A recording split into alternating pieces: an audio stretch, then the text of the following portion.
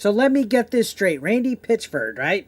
CEO of Gearbox, the literal face behind the Borderlands franchise, decided it was a good idea to claim that real fans will find a way to pay $80 for Borderlands 4. Mind you, this is coming from the same guy who now insists that he has no clue how much Borderlands 4 will even cost when it launches.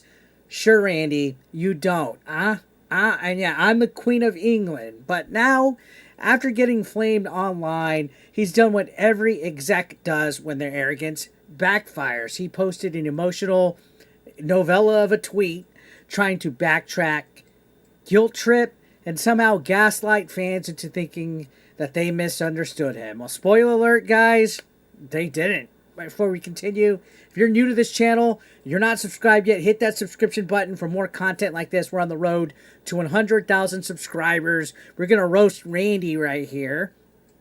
His apology, and I use that term very loosely, is a very massive, unformatted wall of text that's in response to somebody basically clapping back at him after he said, "This platform is wild, blah, blah, blah, blah, blah."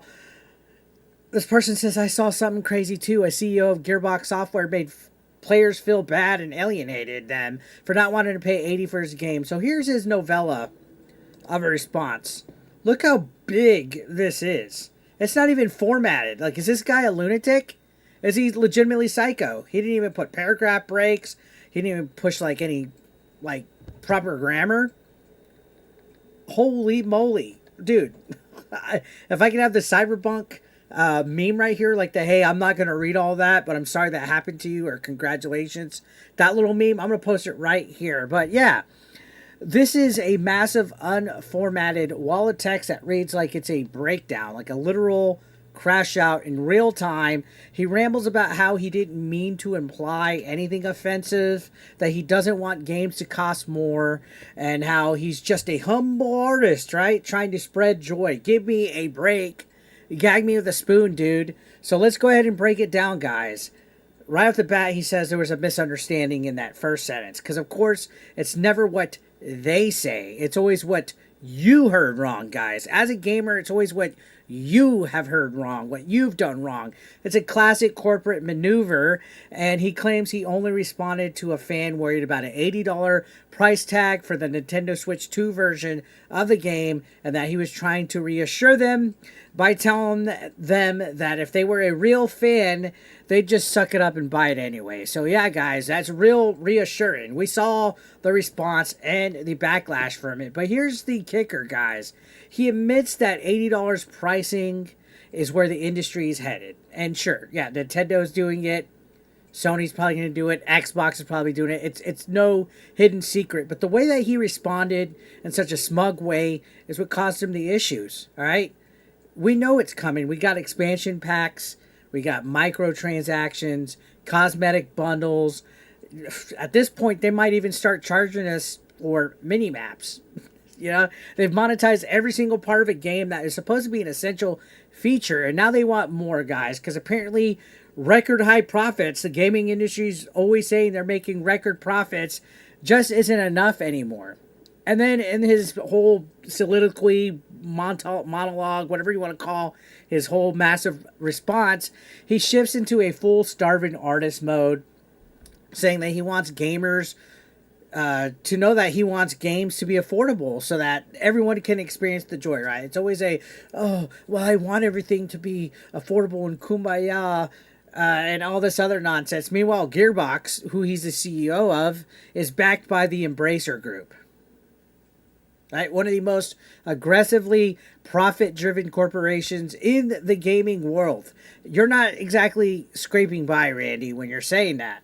So he even drops a classic guilt trip line in here saying that, remember, real people make these games.